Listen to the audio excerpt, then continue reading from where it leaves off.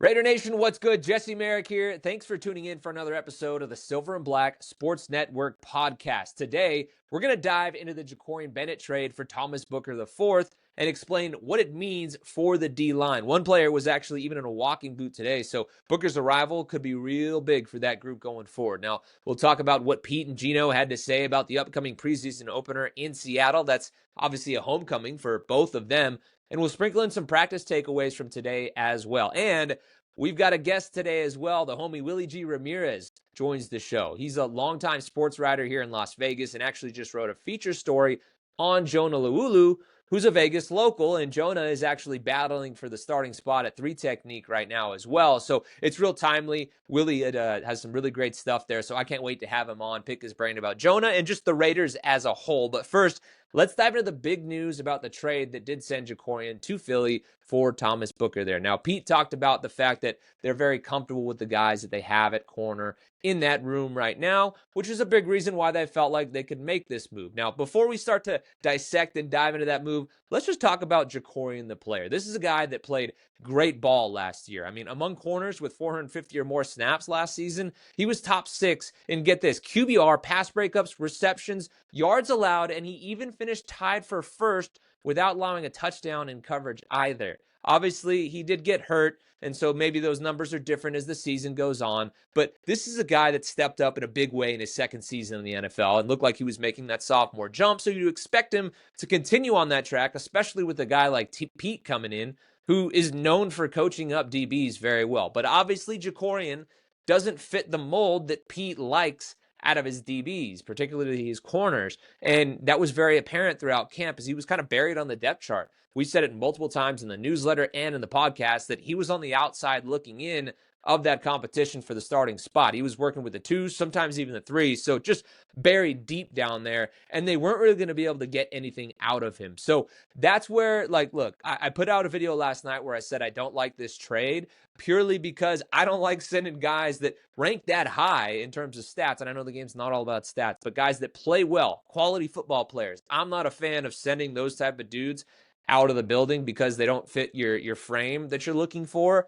But let me say this, kudos to the staff for sticking to their guns on the mold and their philosophy of what they're looking for. And it's very clear that's what this move is. Now, they go and get a Darian Porter. If he didn't show out the way that he has in camp so far, they're not making this move. Decamerion Richardson actually passed Jakorian Bennett in terms of the depth chart and getting snaps and real looks for that starting spot. So Jakorian was probably going to be like your 4th, maybe even your 5th corner because of JT Woods emerging as well. So he was a guy that you're not going to get a lot out of. So from that sense, even though I don't like sending a guy like him out of the building because quality corners are tough to find, and I think he's a guy that is going to turn into a quality corner in this league based off of what we saw last season, I think this is what makes the most sense for this Raiders team right now, because in Thomas Booker, they get a guy that can come in and, well, look, push for time on that defensive line. He could be a rotational guy. If they get that out of him and maybe take some of the stress off of a Jonah Laulu, off of a Tyree Wilson, whoever it is, if they can create more of a rotation, not only along the entire defensive line, but maybe more so at that 3 technique and do it as like a, I guess, filling the void left by Christian Wilkins by committee, that's a big win. And Thomas Booker is a very interesting guy. He was a 5th-round pick out of Stanford in 2022 by the Texans. They actually cut him after 1 season, but then he ended up on Philly's practice squad before the season, and then he actually worked his way onto the active roster very quickly. So this is a guy that obviously has that like nose to the grindstone mentality, so you got to give him props for making the active roster of a team that just won the Super Bowl last year. So obviously he is a quality player. And then he went on to play in all 17 games. He had 18 tackles and 1 sack. Obviously, you guys know this. Philly is a stacked group, especially up front. And he was actually working with the second team regularly during training camp for the Eagles. So very clearly, the Raiders are getting a guy that could possibly be on the rise. I mean, Philly might have started to kind of unlock something for him. Maybe this staff can do that. He's got a lot to work with. I mean, he's 6'3", 300 pounds, and look, can move all around the line. The guy is built like a brick house. If you watch some of his highlights, go back to college at Stanford as well. I mean, he is a massive human being, one of those like Greek god type players. And I know people are probably like, well, so is Tyree, and he hasn't quite panned out. I get it, but those frames are really hard to find. This staff very clearly likes that. And again, he's a versatile guy that can kind of move all over the place, but he's really stood out as a rusher at times. The biggest thing for him, at least reading up on him, is that he needs to get better at shedding blocks, particularly against the run as well. So that's something where it's like to keep an eye on what he comes in at. But dude, look, an athletic guy who comes in and instantly is now competing for that spot. He's going to continue to push Jonah Laulu, as he really looks like he's kind of set to make that jump in his sophomore season. And then now he comes in, Booker does, and can really start to push both of those guys. Maybe he helps to get more out of Tyree, gets those competitive juices going. So in the sense of what you're getting and bringing into the fold in a guy that you can get some use out of and in a spot where you really need it, I like the trade for the Raiders. Again, just don't like sending quality players out the door for that group when there are some question marks at corner. Like I said, I've been impressed with what I've seen out of Darian and DeCamerion, and also JT Woods has played really well too. And this staff has seen that again, which is the reason why you make this move. But it's so unproven on the back end of that defense outside of Eric Stokes. So that's where I'm like, man, you got a guy in Jakorian who did it last year. But again, they are sticking to their guns on what they believe in, what their philosophy is, and what they're looking for, and go and bring in another guy that's got a massive frame with some real interesting things to work with. And even more so, I mentioned the player that was in the walking boot today, Lucky Fotu, another defensive lineman. He was out there cruising around in the boot. Is it serious? We don't know just yet. Stay tuned, but it definitely seems like bringing Booker in and adding more depth to that defensive line is a big thing because you don't like seeing guys in walking boots. So that's a win for them. But anyway, guys, that's my take on the trade, kind of what they're getting. I think it's going to be real interesting once we do get a chance to see Booker out there on the field. That'll likely be next week. I'd be shocked if he plays in the preseason game. But when they come back at it on Saturday, I believe, Saturday at 2 o'clock, I think is their next practice here in Vegas. We'll be back out there getting eyes on him, hopefully, and seeing what he brings to the table. But anyway, with that, let's now get to our conversation with our guy, Willie G. Ramirez. It's good stuff. You guys are going to love it. All right, Willie, thanks for joining us, my man. Welcome into the show. Got to get your take so far, wholesale, before we get into Jonah, what you've seen from the Raiders. Man, I said this earlier this week on some shows, is that I think since the Raiders have gotten here, one thing that we've been sort of impressed by, I think that we see when you open, it's so different than a vibe, because there are 60, 70 guys out there, 80 guys out there that are fighting to make a roster outside of maybe 25 or 30 who know that, they're going to be on there. Yeah. Different than what we see when a WNBA team or an NHL team open camp. Is that we've continuously said every single year since the Raiders got here is the energy and the vibe. My counter has been every NFL city's got to be having an energy and a vibe. If they're not, they're in the wrong business. They better have a positive. But what's different about this year is I compare it to the one year where we wondered who we could hear louder and who had the better energy. Was it John Gruden or was it Gus Bradley? Because there were times where like, we couldn't tell who was yelling louder, who was more excited, who had the sort of was bringing a different vibrant mood to it. Yeah. And guys were really pumped. I think the excitedness we've seen in the past was because they had no choice but to be, with everything that this franchise has gone through. Not sure. It was a bit of an anxiety type vibe with Josh McDaniel not knowing what to expect. AP brought excitement because it was this, but it dissipated. I don't know. Yeah. This is different, and it's an optimistic energy because of Pete Carroll, I believe. The guy with the resume, the guy with the championship pedigree, the guy who has done it at both levels and related to players, college athletes and pro athletes, been successful, established relationships, where it's a guy where if you never played for him before, you already have respect for who he is. So, you didn't know whether or not what to expect from Josh McDaniel. You didn't know what to expect from Antonio Pierce outside of what you knew. This was a guy that he came in and everyone was like, you're already in awe of where he's been. Yeah. So I think that's the one thing I've taken from this energy and vibe. And the fact that he's out there interacting with everybody, running around, dancing, having fun, messing with the guys. And the other thing is how impressed I've been with the precision with the chemistry of Geno Smith and the receivers. Great to see for Granted, there's been sure. a couple of red zone picks, but the way he's dropping dimes is pretty damn impressive after just 2 weeks, of camp. Yeah, no, it definitely has been. And as you noted, there's been some red zone picks. That's been an issue, I think, for him in the past at times. And we've seen it pop up in practice.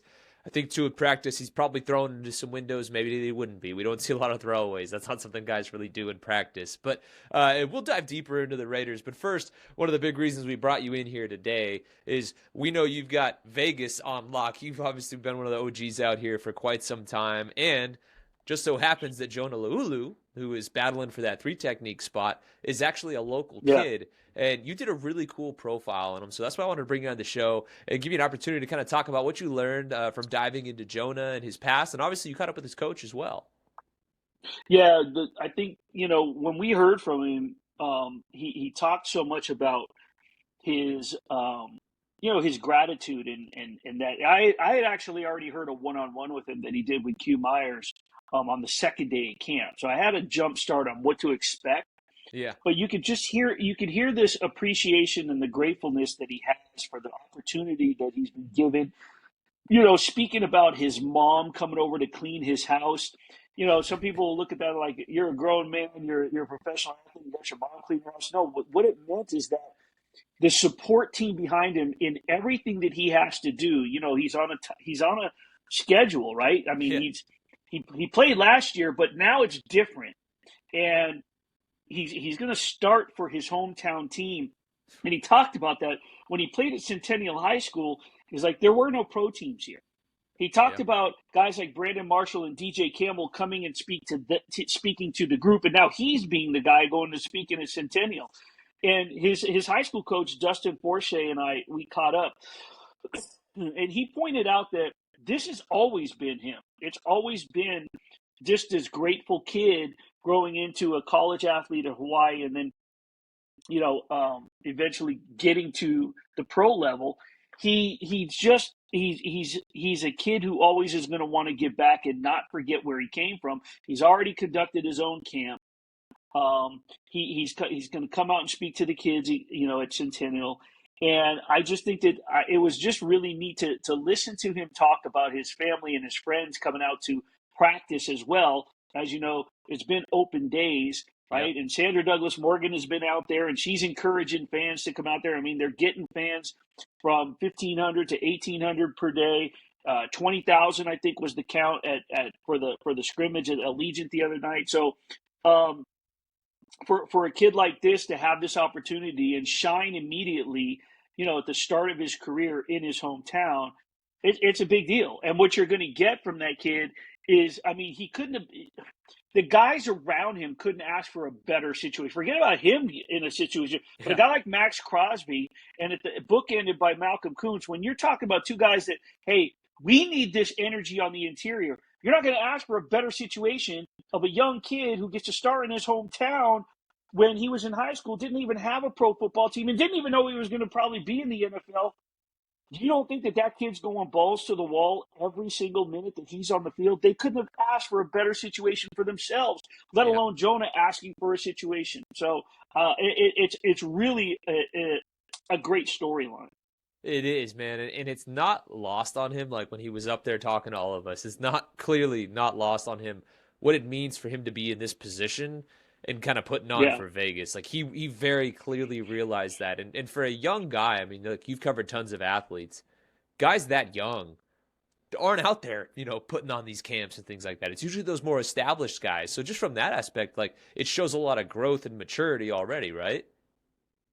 Oh, 100%. And imagine this. I mean, the guys that have been putting on camps out there, I mean, Brandon Marshall, who went to Cimarron, he was putting on camps. And I remember he did a big thing out at Desert Pines, I believe, one year. But we're talking about a defensive lineman. You also don't see linemen putting on camps, Yeah. right? So, I mean, you're familiar with the SAC Summit. You go out there and do that, every single year. You've covered that. But, I mean, this is a kid who, imagine the kids that are going to be looking up to him. It's one thing to have a quarterback from this town or a wide receiver from this town. I mean, the latest quarterback star in the NFL is probably Dorian Thompson-Robinson. Yeah. After that, maybe Brevin Jordan, right? I can't think of his last name. Speedy. He was with the Vikings, played at Gorman with those guys. I mean, these guys are all skill position players, right? Here's a defensive lineman that it's a whole new ball game for guys to look up to from the local circuit. So it's a big deal for him to hold that camp. But for as much heart as he has, per him, per Max Crosby, per Patrick Graham, per Pete Carroll, everybody's saying it. And then you talk to his high school coach, say this is how he's always been. Yeah, it's pretty cool. Yeah, Max was super complimentary of him, said he's going to be a hell of a player. He just doesn't know it yet, So I think as soon as it clicks for him, it's going to be huge. And obviously, look, like, the Raiders just traded for a new D lineman. He's going to come in and he'll be competing with Jonah for snaps at that spot. So I think that competition will bring out the best of both of them. Now, I'm curious for your thoughts, too, just on the defense as a whole. When you've been out of practice, what stuck out to you? Maybe some questions, what you feel good about for the Raiders? Like, what's your take on the defense so far? Well, we keep hearing about this competition in the secondary. And I think if we're knocking Geno Smith for throwing red zone picks, that means that should be also complimenting the defensive secondary. So if the secondary is coming up with picks, I think there was the other day when they were practicing indoors, there was a lot of energy and a lot of electricity back there.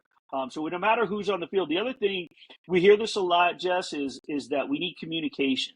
We need more communication. Guys talking, guys, calling plays out, getting people in position, whatever it may be. I think that we've heard a lot of communication. I think a lot of the I's are dotted, a lot of the T's are crossed. It's not a matter of getting everyone their assignment, get out on the field, build chemistry.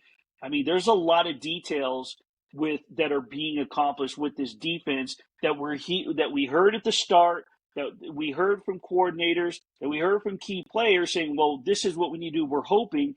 We're seeing it play out leading up to the preseason opener. I think that's important, is that details, communication, and again, I go back to that word energy, but we are so quick to point out every single year when a quarterback didn't look that good or when a quarterback threw extra amount of picks. Well, then we should be pointing out that the defense is doing its job as well. Yeah, a lot of people sitting there, dogging the DBs, the corners particular, saying, oh, we have no depth, we have this, we have that. Well, look, they played pretty well, and like you said, if Geno's throwing picks, somebody's got to be coming down with them, and a handful of them have been the corners. Eric Stokes in particular yesterday. We saw Decamerion Richardson get in there with him sometime last week, if I remember right. And you noted lots of PBUs at practice yesterday, pass breakups when they were inside. So yeah, I think that's true. We definitely got to praise them. I want to go back down to the linebackers. If memory serves me right, you actually did a story on Devin White as well. Talk to me about him. That's coming up. It's coming up. A tease and the deep tease for what's to come. Yeah. Tell me what you've dug up so far and learned about Devin White, because he's an interesting piece for this Raiders defense if he can be what he was in his past. Yeah, you know what? I don't know necessarily. I don't know. This guy keeps popping up in my head when I think about Devin White, and I don't know if this is the right week to bring him up. But his energy on the sidelines when the other day I watched him literally walk up and down the sidelines to every single person and do so. Yeah. But the way that he just Denzel Perryman. Yeah. Veteran Denzel Perryman. He had a unfortunate incident. He's going to be cleared. The DA said nothing's pursued there, all that stuff. From my understanding, and don't quote me on this, he was going to the shooting range. The gun should have been registered, obviously. But, all that aside, Denzel Perryman, juice for days. But sorry, go ahead. I just had to jump in on that. Yes. Yeah, and one of the funnest guys, it depended on who you were, I think, in the locker room when we'd go in the locker room to talk to him. But he was always cool with me. He would always give me a quote. But he just his juice practice. Remember, this was a dude who would have a beanie on in 100-degree weather, right? Yeah. And Devin White's walking around the other day with not just compression sleeves, but this big, it looked like a hoodie without a sweatshirt under his jersey. You know what I mean? But he's yapping it up. He's communicating with Max Crosby when they're both on the sidelines. I just think there's an aura of confidence, and it's very cool. For me, what stood out is his availability with us and vulnerability to talk about his mental health issues and how overcoming an injury and then the relationship with his father, who was incarcerated and released, and then he builds a relationship and then he dies. And then the kid's got to overcome an injury, and now he's here.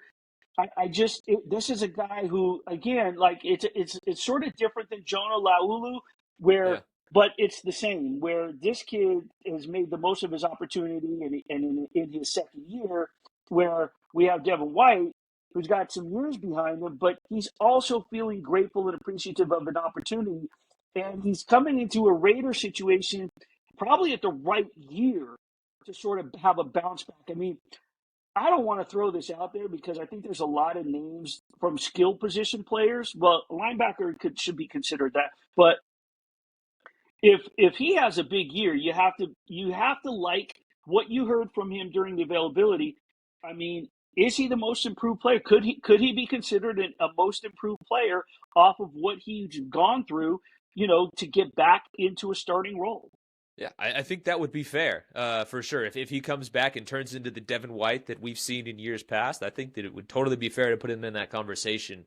And I like what you said there. There are a lot of guys on this defense, but on this team as a whole, I think that feel like they have a lot to prove.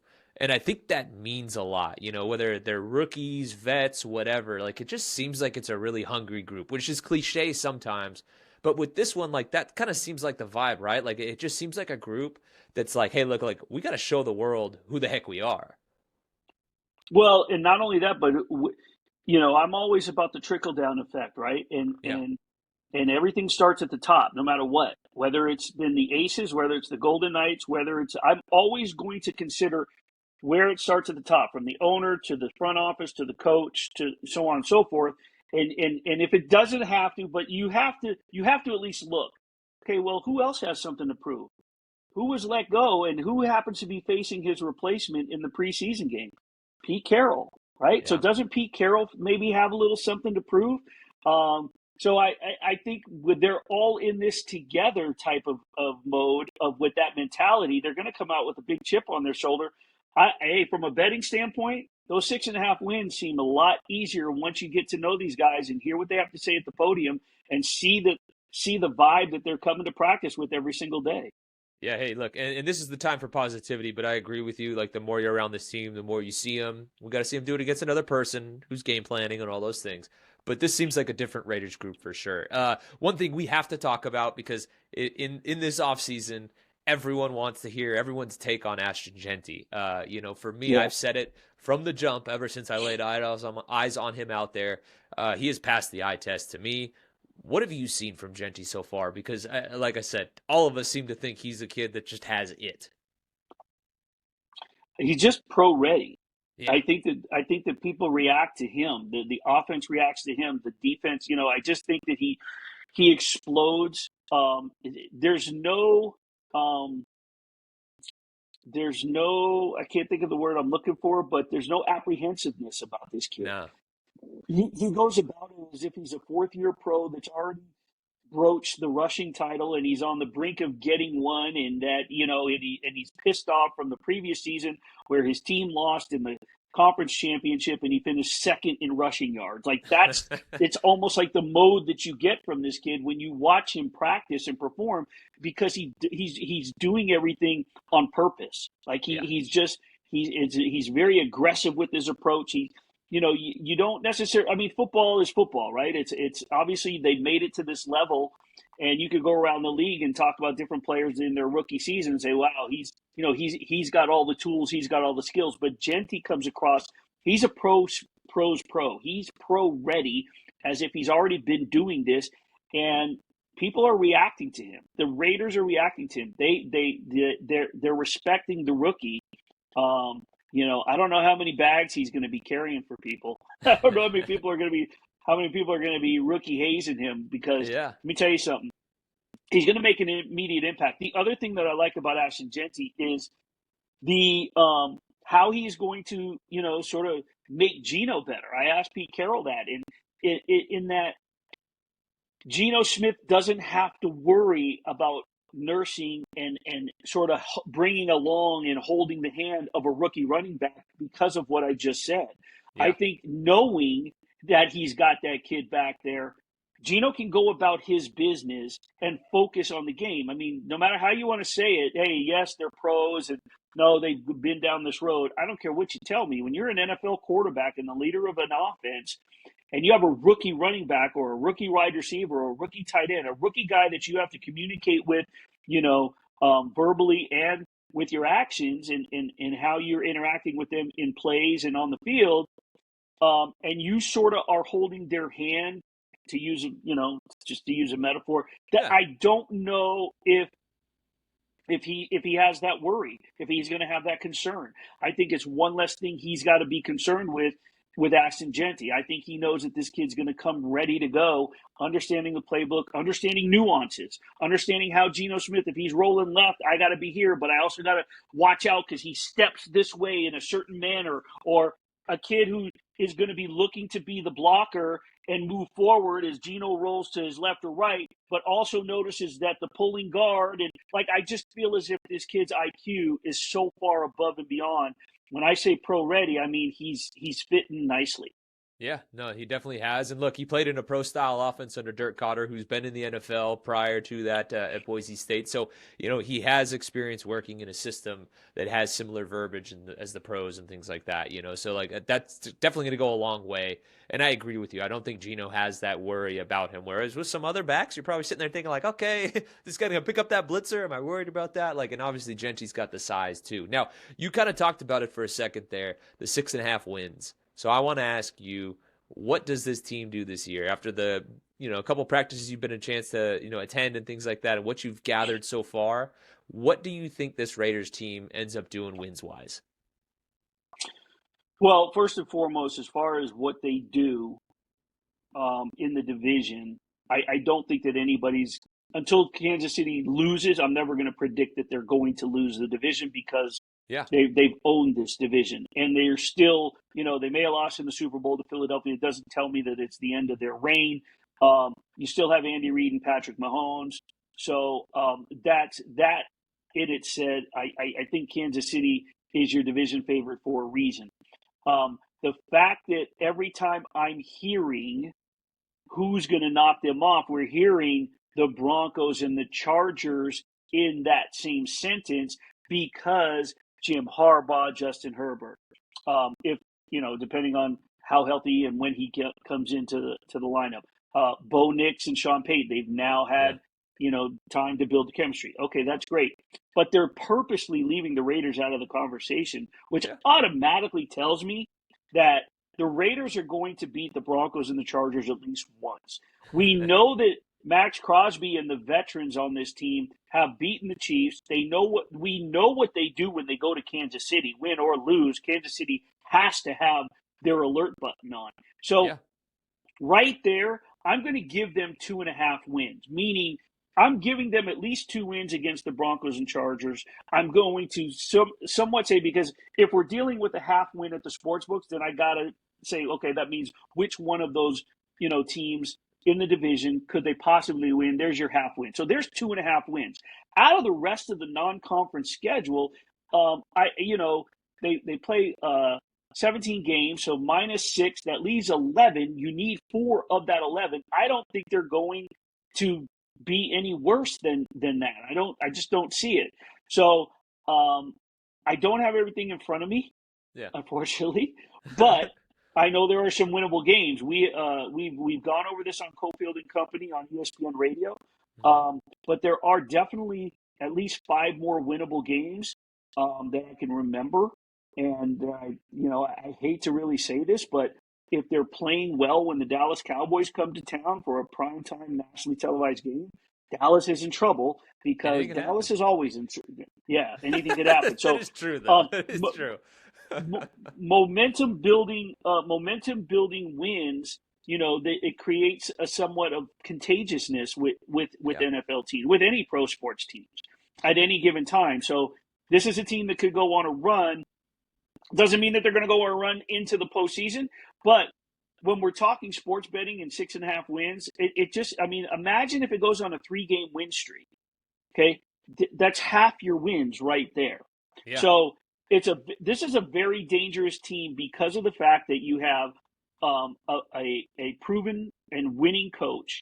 You have a quarterback in which he knows very well. You have a backup quarterback who started for this franchise and knows Allegiant Stadium. If he needs to jump in, he's there. You have a running back who we just spoke of in Ashton Geanty. You have a defensive leader in Max Crosby, and you have somewhat of some returning components to this team. So I think it's capable of putting together a couple of win streaks and getting it over the posted total. I personally don't think that going to the playoffs needs to happen to consider this a successful season. No, I they won think 4 games last year. 8-9 or 9-8. Right. Well, I think 8-9 or 9-8 is a successful season. Anything after that is a bonus. I definitely think they're going over 6.5 wins. Yeah. I would agree on that. Yeah, and I'm with you right there. Like, it doesn't have to be playoffs or bust for this team. And I know they're all competitors, and that's what they want to do, and that's what they should be doing. But I agree. If they go out there and win 8-9 games, that's a massive turnaround and really makes you think about this team going forward. But great takes there, Willie. I love that. Before we get you out of here, tell the people what you're working on, what they can expect to see soon. Obviously, we talked about the Devin White piece, but you cover all sports and do a great job doing it. So I want to give you the platform here to talk about what you got coming up for us next. Yeah, I'm doing a lot of projects right now for the sportingtribune.com, and I do some Aces stuff. So I'm not sure what I'm going to be doing with the Aces. They're going to be home this weekend. I've been mentoring a young Oregon journalism student, so she's going to be coming out with me. I'm going to be letting her handle the gamers, and then I'll try to keep an eye on what may take place with some sidebars. I've been doing that when she comes out, so I'm keeping a side eye on that. I'm going to be doing a couple of just quick little outtakes for the hockey news. The Golden Knights, we're right around the corner from training camp. So it's coming up. I'm going to be doing some fun piece, some fan favorite type pieces like top 10 games, 10 games I have circled on my calendar type of thing. Maybe the top 3 scorers to watch this season who are not named Jack Eichel, stuff like that. And then for my own site, I sort of have it under construction right now. I took a hiatus only because I took on so many projects that I looked up and I was like, this is, some of the stories are 2 weeks old and I just haven't had a chance. And when you're contracted as a freelancer, you have to meet those agreements and obligations. So right now it's a little under construction, but I'm going to come back and start doing some quick hits, quick hot takes, if you will, for WGRamirez.com. My hope is that I have that back live by August 15th, the soonest, but the latest September 1st in time. Actually, probably August 23rd when the UNLV Rebels open their season, because I'll be doing some hot takes on there as well. And I'm going to broaden it because it's usually dominated by WNBA coverage. Yeah. But I want to really centralize on a lot. There's some really good local stories coming out this year. The number one high school soccer recruit in the country, the number one club soccer player, Ava Jordan. She goes to Liberty High School. She's gonna play at Tennessee next year. She's finishing up high school this upcoming fall. So stuff like that. Some big national projects coming out of the high school ranks: UNLV, Aces, Raiders, Golden Knights. Tying in a lot of, like I said, short, quick, hot take stories, and then some special features for WGRamirez.com. So the best way is to just follow me on Twitter. I'll be tweeting out my stories, or X, whatever you want to call it.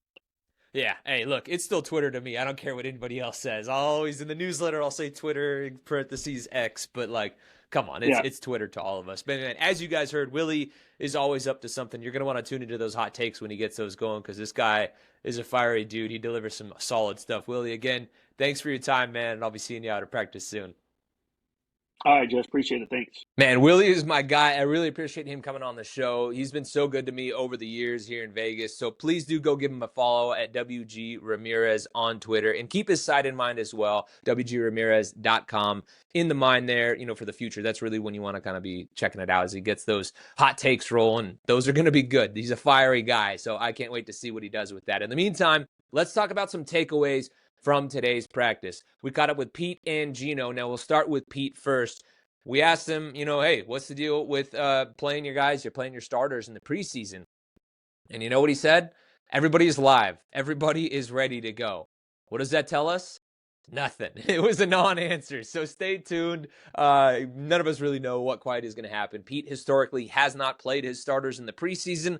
Although, if you're asking me, I think we're going to see these guys play in the preseason opener up there in Seattle. Obviously, there's everything that comes around with it for Gino, the homecoming, blah, blah, blah, all that stuff. And that does mean something to him, to Pete, all those guys. But I think the simple fact that it's Pete's first crack at it here in Las Vegas. It's also Gino's first crack at it here in Vegas. They've got a lot of young guys, both on offense and defense. So I think we're going to see the starters for at least 2 series. Pete has preached competition from day one. So with all of those things in mind, I would imagine we are going to see the starters for like a series or 2 in that game, which is exciting because then it gives us something to talk about, because then we actually get to see this unit out on the field against somebody else rather than running in scripted situations in practice and us trying to talk about our takeaways. So we'll likely get some concrete information about this team in the preseason from 1 or 2 drives, which will just give us something. And I know it's just 1 or 2 drives, but I'm excited to see that if they do indeed play. But one guy we didn't see much of today was Dante Thornton. I don't think I saw him get any reps in team today, which was kind of surprising to me. So I asked Pete about it afterwards, and he kind of shook it off, said, hey, it's no big deal. They were just kind of taking it easy on him, so he's ready to go. You're like, this guy obviously has come in and been thrown into the deep end very quickly. So Pete said, don't worry about it. It's nothing to trip out about. So he'll be back out there. I'd imagine we'll be seeing him. He has been working with the ones. I've said that a lot in the newsletter and the podcast. He's their third receiver. When they get in that 11 personnel, it's going to be him, Jacoby, and Trey Tucker. He obviously brings that size element to the table. But while he wasn't really getting reps today in practice, Colin Johnson actually did get a lot of reps. He comes in and he's actually 6'5", 220. So another big guy. He was getting mixed in with the ones, which I was kind of surprised by. We've seen it a little bit here and there the last couple of days. It's probably one of those things where they're just getting everybody a little bit of work as they get set for the preseason game and all that stuff. But today it was him, Besh, and Alex Bachman were all getting mixed in there. So keep an eye on all of those guys. But Colin Johnson, another interesting one. He's a guy that just maybe quite hasn't, clicked for him in the league. He's been in the league for, I think, 5 years. And, look, we'll see what happens. But he's a big body.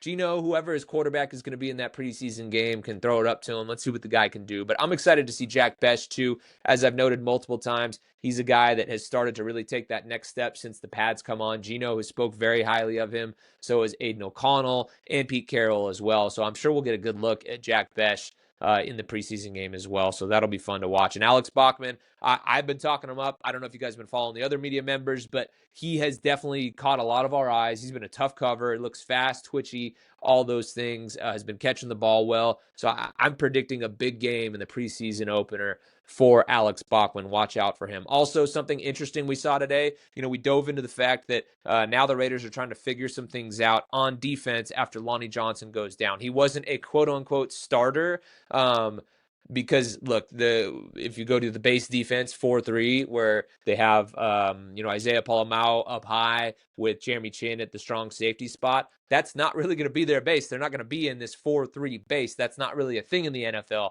anymore. Their base is probably going to look more like a nickel package. So Lonnie Johnson would be coming in playing that high safety spot while Jeremy Chin rolled down into like a big nickel look, which Patrick Graham very clearly liked. And, Lonnie Johnson added a very interesting element to that because he brought more of that size element to the back end. Now, Chris Smith and Thomas Harper are the guys that have predominantly worked in that position with the ones. More often than not, it has been Chris Smith. He's not the biggest guy in the world, so they lose some of that size there. But something I thought was interesting today was a little 4-3 base look we saw, because remember, Jamal Adams is a linebacker now. He's not working with the safeties, but in this 4-3 base look, we saw Jamal Adams working at will, where he has played for the most part. We've actually seen this a couple times here and there, but today when I saw it, I was like, oh yeah. I'm like, this is basically a nickel look with Jamal playing will and Jeremy Chin back there in that high spot normally right next to Isaiah Polamau. So just keep an eye on that. To me, that's an interesting wrinkle because Jamal, as a rusher, we've talked about that. He brings an interesting element to the table. And then also in coverage too, as that will linebacker, the guys that he'll be matching up with, it shouldn't be anything too crazy. You know, obviously there's going to be some slot receivers and some tight ends and stuff, but you like him rather than like a true linebacker in that position. Jamal will be better in coverage than most other linebackers in that spot. So just something to keep an eye on. Where they can get more athletes out on the field and probably play some of that matchup football. You know, Chip Kelly talked about how football is becoming this positionless game, and we've seen that with the Raiders defense a lot. And Jamal is one of those guys that I think can be a positionless player. He's obviously athletic. He's played at safety, now playing linebacker. So he brings that bit to the table where he can do a little bit of everything. So I think that look will be something to pay attention to, particularly in this game. He too is making a homecoming to Seattle. So keep an eye on Jamal in that 4-3 base lined up at will. Make sure you guys are paying attention to all the different things that he's going to be doing, because I know that I will as well. But now let's get to Geno. He talked today, and he had some really big things to say about Trey Tucker. He's a guy that I've spoke highly of the last couple of days, and Geno said this today, that he thinks that Trey Tucker is the spitting image of Santana Moss. It's pretty big, right? We heard Adam Butler say that Jackson Powers-Johnson could be an all-pro guard at some point. Now we've got Geno Smith saying that Trey Tucker, you know, is the spitting image of Santana Moss. Hey, if I'm Trey Tucker, I'm digging that. And Geno laughed and said, hey, look, like he's going to be himself. He's going to be Trey Tucker, but he sees that Santana Moss in his game. And I have to agree. The twitchiness is there. I think, again, as I talked about previously, the thing with Trey Tucker was he was double clutching a lot of balls in previous years and all those things. But he's been a real tough cover throughout practice. He looks like a guy, and there are a lot of guys, I know I've said this a lot, but looks like a guy who is getting set to take that next step. I think he really has locked down that number 2 spot for this team. And Geno very clearly trusts him, and he brings speed to the table for sure. And saying that he reminds him of a guy like Santana Moss, that's real big praise right there. So Geno very clearly likes him. We also got Geno's take on his new center. Yeah, Jordan Meredith. The depth chart came out. It's the unofficial depth chart. We're not going to sit there and dissect it because I've already kind of told you guys how a lot of that stuff shapes up. Jordan Meredith is listed as the starter at center. He has been the last couple of days. I think we can almost Sharpie that in. Looks like he's going to be the guy, and Jackson Powers-Johnson is now competing at right guard with Alex Kappa.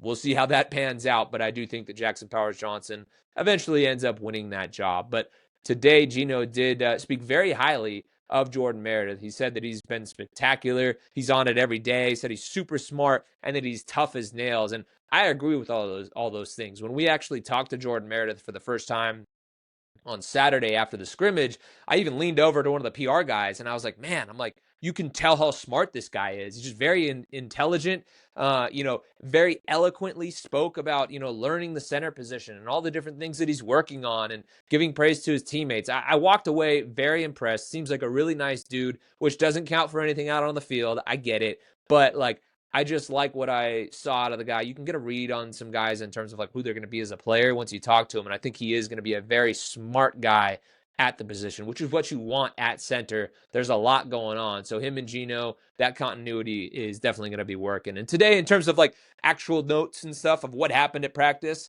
big shocker, Geno hitting his tight ends. We've talked about that a lot. Well, he threw 2 touchdowns to Brock Bowers today and then followed it up with another one to Michael Mayer. Again, those guys are going to be very involved. I've said it multiple times. I'm going to keep saying it. And I've also said a couple times that Ian Thomas is going to have a role on this team. We are going to see some 13 personnel with this group. We really are. Ian Thomas is a very interesting piece. And I think we're going to see a 13 personnel grouping where those guys are actually releasing out as receivers. They all bring some very interesting elements to the table. Obviously, lots of size, big old bodies, and Brock, you can move him all over the place. So keep an eye on all 3 of those tight ends. Geno really likes them. It's very clear that Chip does as well, and Chip has been out there scheming, getting guys open in space. So there's going to be some real interesting looks with all 3 of those guys. But like I said, Ian Thomas, another guy to keep an eye on. It's not all about Brock. Obviously, Brock is that dude, one of the best guys at the position in the league. An argument to make that he is the best guy at the position in the league. But Michael Mayer and Ian Thomas are going to be stepping up and making some plays for this team as well. Also today, we know how good Max Crosby is. That's not going to shock anybody. But we don't really talk about him a ton on this podcast unless he like totally wrecks practice. But today, I was just sitting there and I was watching him go through individual drills while they were doing 7-on, and they were working on like hands and stuff like that with one of the D-line coaches. And not that I haven't noticed this before, but today I was just sitting there watching and really paying attention to like how fast that dude's hands are. They were working on their chop and their rip and the straight arm. And it was very clear seeing the difference between Max and everybody else in that group. And it's just one of those things where, like, maybe from time to time I forget it. Maybe some of you guys do. Obviously, during the season we don't. But in the off season, it's been a while since we've seen it in a game. Like, you forget just how different that guy is. And, like, he, works a lot of MMA, does some boxing, things like that in the off season. Like, it's very clear that hand speed has transferred over to his play on the field. And just watching that drill really stuck out to me today, where I was just like, wow. I'm like, that guy has crazy fast hand speed. He's so quick and explosive and precise with where everything is. And when he throws that straight arm out there, like, dude's got like go gadget arms. It's crazy. Like, I can imagine being an O lineman or a tight end or anybody trying to pick him up on a block.